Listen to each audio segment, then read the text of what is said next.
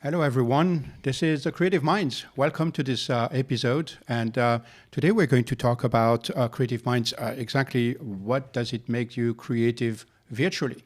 A lot of people have been talking about doing work from home and or remote work. And so we want to talk about creativity today. Alongside with me is my absolute partner in crime, Stuart. Hi. Good to have you again. Thanks for having me back. Well, I think this is going to become a habit, so get ready with this one. Yeah, no, I'm really looking forward to it. It's been an interesting topic to discuss with you over the past couple of weeks, pinging questions back and forth, and we've also been doing some surveys as well, which we can look at later to see what the community's been saying about their creative juices and when they're running and when they're not running. Exactly. And this is a live event. So, and beyond being live, there's a chat going on. So if you're out there right now and you're watching us live, just give us some questions, make some comments. I'll warn you, everything is recorded. So that means that whatever you write stays forever. We know the internet. And so let's get right into the topic. Creativity virtually. So this is interesting because, for me, when we talked about it, I was like, virtual sometimes also means something that it does not exist. But creativity clearly exists. And you write a lot. In fact, this is what your primary position as a consultant is. So what turns on your juices? I think the most important thing is interaction, and that's the thing that's really missing at the minute with the coronavirus crisis that we're currently under. We're sitting here opposite the Messe München, which is where Electronica happens every 2 years, just over the road there. And we can't go, we can't participate in that. I can't walk around the halls. I can't see the stands. I can't see the new technology being laid out and discuss it with people. Mm-hmm. And that's very detrimental. I've got a few meetings lined up for later in the week, some interviews with various suppliers, but it's not the same as just being able to walk ad hoc around an exhibition hall and actually talk to people and find things out. And without that input, without the information being collected in my mind, it makes it very, very difficult to then be on top of the industry and share information. And also, as you say, I write lots for various clients. I write a lot for magazines. If you don't have the input, then what are you going to write about? So this is interesting because I've been fairly creative. But my area of creativity, in fact, from a timing standpoint, really cracks on in the morning. And so it's interesting when you have those meetings that people go and saying, we are going to meet at 10 o'clock and everybody comes in and we'll do brainstorming sessions and get creative and find new ideas and everything. It might be a little complicated for some people to be really uncreative. And if any of you out there is interested, I would love to hear from you or write into the chat, when is it that you're most creative? And in fact, you did a survey about that. So can you tell us what came out of it? That's right. So we used LinkedIn to create a poll and we let it run for a couple of weeks to find out what people were saying. And we basically asked them, when do you feel most creative? And the opportunities for response were either early, during the day, late, or at no specific time. And the results from that really show us that it's during the day where around over 40% of people feel that they're most creative. Actually, they've got started with their day, they're doing things, and they feel that creativity is happening through that period of time. The next highest response was for early, around 30%. And I can imagine people are sort of getting up in the morning, they're turning on their laptops, their minds are empty. And of course, that's a good opportunity then to just let whatever comes into your mind first fill your mind and then work on that and deal with it. Indeed. Whereas only 14% of people said late. I can appreciate that as well, because in the evening, got small young kids and family, you come home, it's time to eat, it's time to sort out the family and get everyone off to bed. So in the evening, there's not really much time or energy left to be creative. But although only 14% that said that there was no specific time, I'd have to say for me as well, that's there is no specific time where I feel most creative. It's one of those things I think that you can sort of turn on when you need it, in my personal experience. But that's obviously not the case for everybody. I'm going to say you're lucky. For me, it's really like I'm part of that early morning group where I would wake up and stuff starts flowing in, and I need to quickly take notes before something else comes up, and then I tend to forget. And so this is an interesting statement. So I know that I had that experience when I would put some people into a room and saying, okay, let's brainstorm about it. And lately what I've done more and more is, in fact, to tell everybody, be creative whenever you want to be creative, and just bring your ideas to the table at that specific moment so we can basically talk about them. And I think this is, in marketing, creativity is of the essence, right? And so making this element of discussion about creativity drives it in a different way. Just continuing on the creativity side, it's not when, but what is it that turns on? You said you can turn on creativity on pretty much at any time. I mean, I know I've read that some people might be creative when they do sports, fitness. Some others might be when they do art or cooking or anything like this. So how about you? I kind of heard something when we were discussing earlier today. Can you share that? Yeah, for me, there's a lot of the aha moments that occur tend to be when I'm in the shower. I think it's just one of those moments of the day where you're on your own. My mind can then wander, and it's at that moment where little ideas drop into your head. And I think it's also backed up by science to a certain degree as well, because if you've ever read any information on the topic of how the mind works, you've got your conscious mind and then you've got your subconscious mind. And your subconscious mind is there in the background, whirring away, working on ideas, trying to link things together. And there's a sort of barrier between the two sides. And you need a moment during the day, you need a moment in time where that barrier opens up like a pair of sliding doors. And the ideas that have been worked on by the subconscious are allowed to enter and cross over into the conscious mind. And that's where you get resolutions to challenges. It's where things that have been brewing for some time suddenly come together in some concrete, clear piece of concept that you can then take to other people and say, hey, I figured it out. This is what I want to see. This is how I want it to be. And then that's where the creativity spark sort of comes to its first conclusion in order that you can carry it on. Indeed. And the other element I think that is interesting is group creativity versus single creativity, right? I mean, to me, group creativity or brainstorming sessions, I see them into a problem-solving mode, right? Be creative to resolve a problem, which could be one way. But creativity as an art, as a way to go and really build out of nothing sometimes, is something that I find sometimes easier to do on my own. So I think there's something interesting here also for our audience about the different types of creativity, how they associate themselves with different elements of positioning within a group or a single person. Yeah.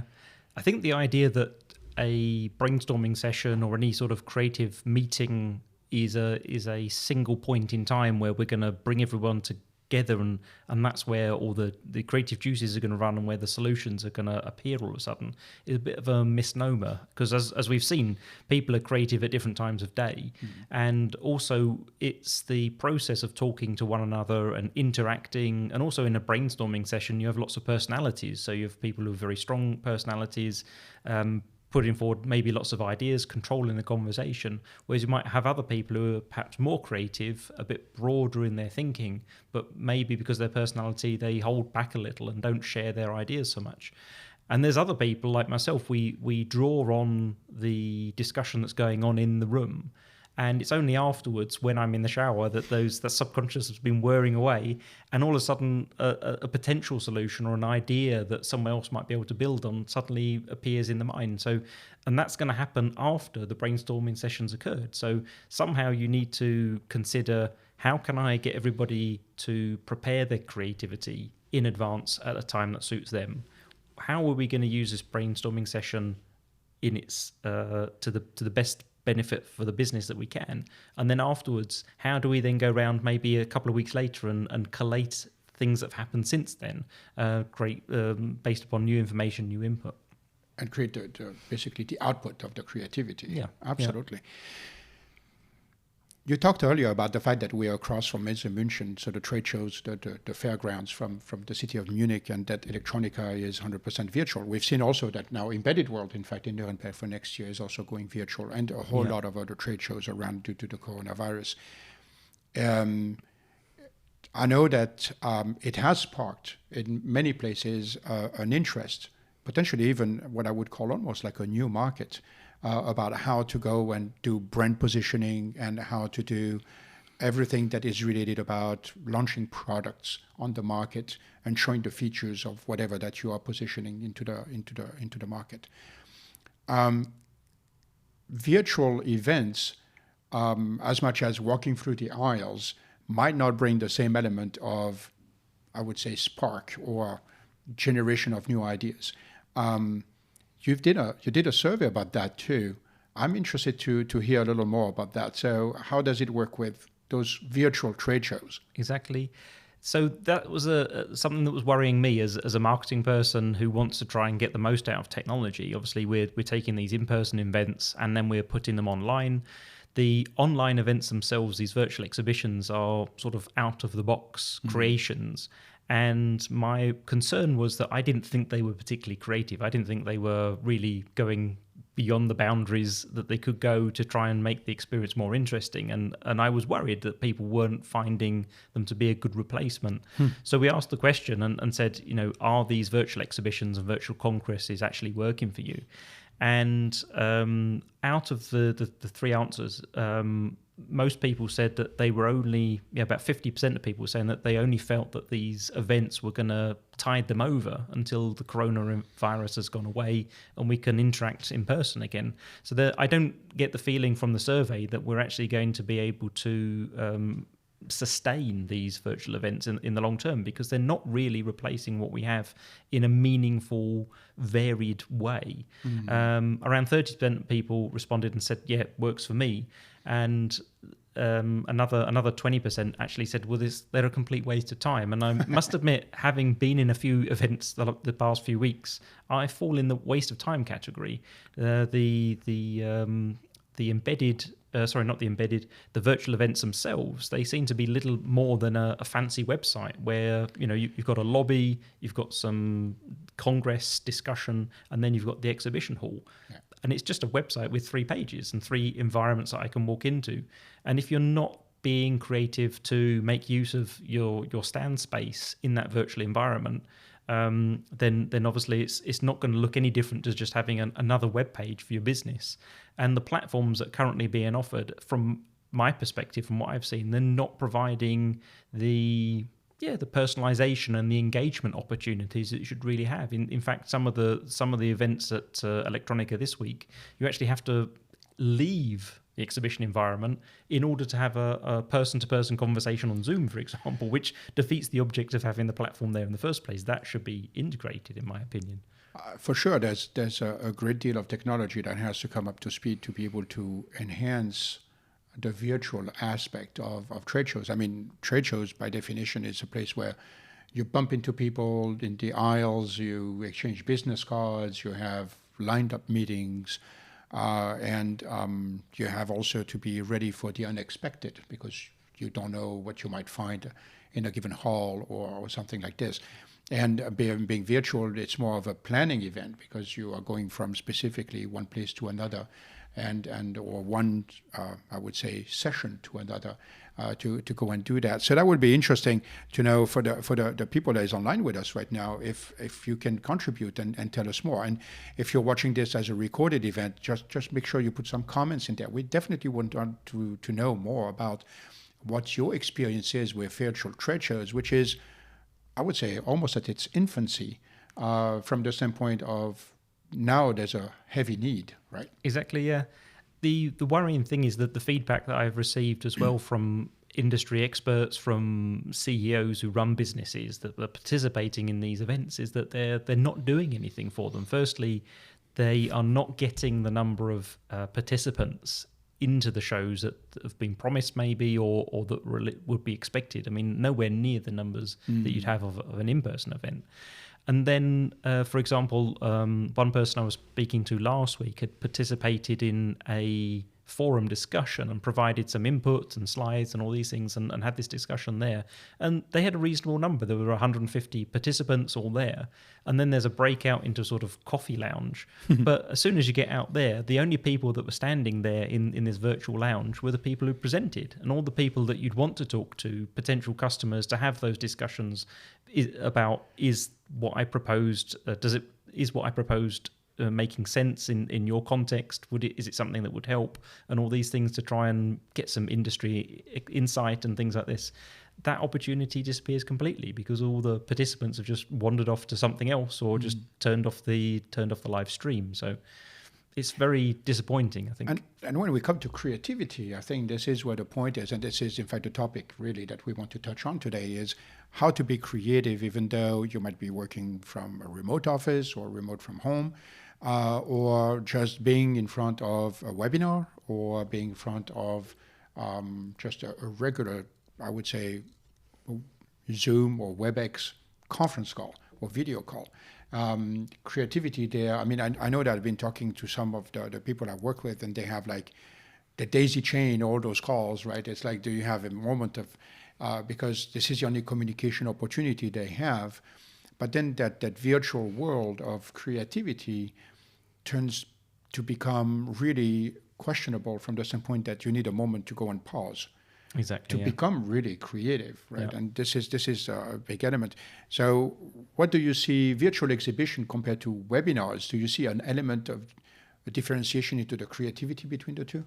Well, I think webinars actually provide a lot higher level of opportunity for creativity. When you look at Zoom as a platform, for example, you have the ability to create a breakout room. So if you're making some sort of live event and you want to take people away to have specific discussions on certain topics so that you can then bring the results of that back into the webinar, you can actually create a breakout room and work in that environment. So I think those sort of features in those video conferencing platforms are very helpful.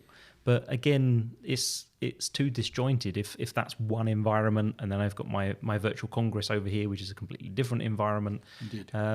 So that's really the limitation on the entire event.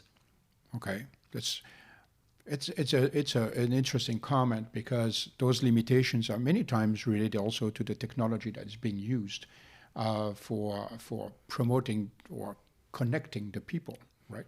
And I'd like to remember everybody out there, if you're live right now, my screen doesn't show anybody typing questions or anything. So feel free to go and do that, because I definitely would like to hear from you, or at least to tell us a little more about your element of creativity. And we'll take questions also for Stuart or myself, if there are any. Maybe as we move on into the topic of creativity, when we talk about this connection with people, to be able to do that, and coronavirus creating in fact a situation right now where we are driving technology like we have today here at the Creative Lab, where we are trying to engage with people more in a video mode, in a digital mode, I'm going to say. Is digital and virtual the same? I think they're very tightly interconnected. I don't think I don't think you can have virtual without having digital. That's for sure. Digital in itself is only an enablement mechanism for the whole thing. But again, the question of how the creativity can come about lies a lot on how you make use of those tools in that environment. I don't think everybody is as skilled or has the skills necessary to make that happen. I mean, I think we've both been through the corporate world, and we've been to plenty of meetings that were, in hindsight, a complete waste of time. And a lot of that does depend on the creative capability of the people who are hosting the meetings. There's been training courses that I've participated in which have been absolutely brilliant, and there's other ones that have fallen flat. And at the end, you think, well, yeah, we've covered the topics, but I mean, it was a hard slog, and I'm really, really tired, and I don't feel like it's been a lot of fun. And I think that still applies in the virtual environment. If we're going to have a digital discussion, if we're going to talk on Zoom or use Skype or whatever it might be, or even run a webinar, it's a case of taking some time to think about how we can present this information and make it look a lot more useful, how we can make it more engaging, and how we can use the tools that these video conferencing platforms and also virtual congresses and exhibitions can enable, and really going through it. But the people who are running these events aren't actually being particularly helpful. So one event I was involved in, we just got the instructions for the platform. Well, the instructions for the platform just tell you how to use the platform. This is going to be here. You're going to see that over there. You can click on this. And you're saying, yeah, but from a marketing perspective, I want to know how much space, how much is the person going to be able to read, how many words are going to be there, how big is this going to be on their screen? And without that input and information, you can't start to be creative, because there's a whole bunch of factors that you just don't know the answers to. And I think, and that's one of the reasons we've got the Creative Lab, and because we are going to eventually start breaking into those discussions about what is it you can do different, and also listen to what people have done differently with different interviews. And we have, in fact, quite a lineup of interviews that is starting to build up between now and somewhere mid-January right now. Before we hang up here, I think one element I'd like to just put on to everybody out there is just a few tips. For me, at least from a creative standpoint, don't try to put the people to be creative at the same time, right? I mean, it's extremely difficult. You might be lucky. I mean, you might have that 40% that is creative during the day, and then this is cool, but it's only 40% maybe of the audience that you really have into the room at that moment. So this is kind of dangerous. I mean, that could be, that might not bring everything that you would expect from creativity. I think the other element is creative doesn't have to be in an office, right? I mean, right now with COVID-19, creativity over digital media can be something, but it's maybe more about how do we bring the results of the creativity together via digital media, rather than the creativity juices themselves.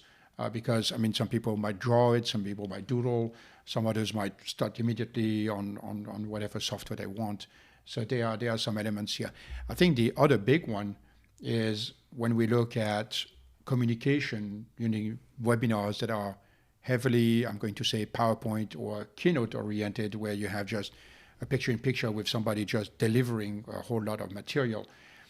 It is sometimes, I would say, challenging for the audience to follow and, I would say, assimilate the content that is being put forward.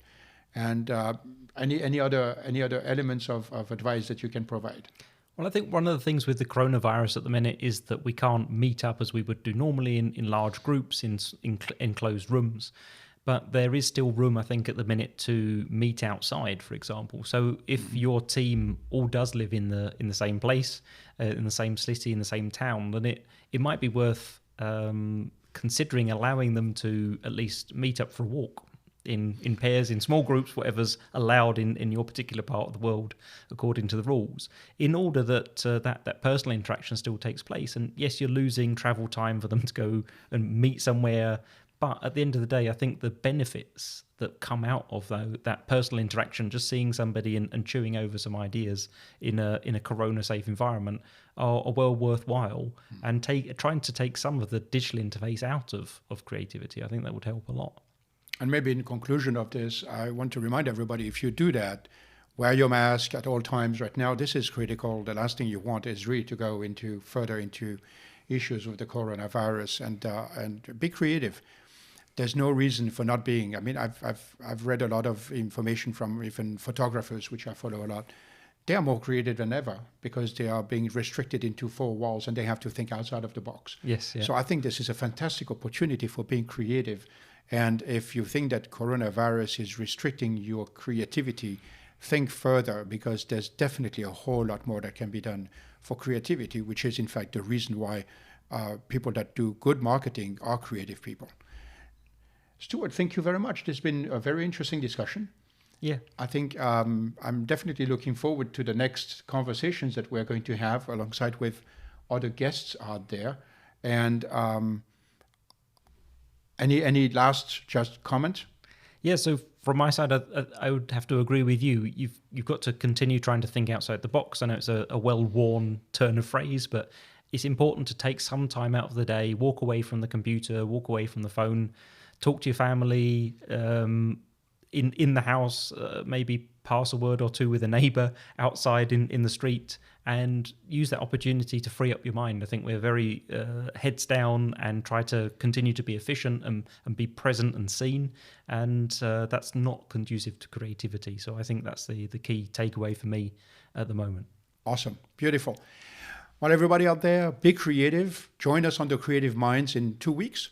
We're going to continue to discuss about what creativity, marketing, and how things are basically being glued together. And don't forget to subscribe for the channel on Vimeo.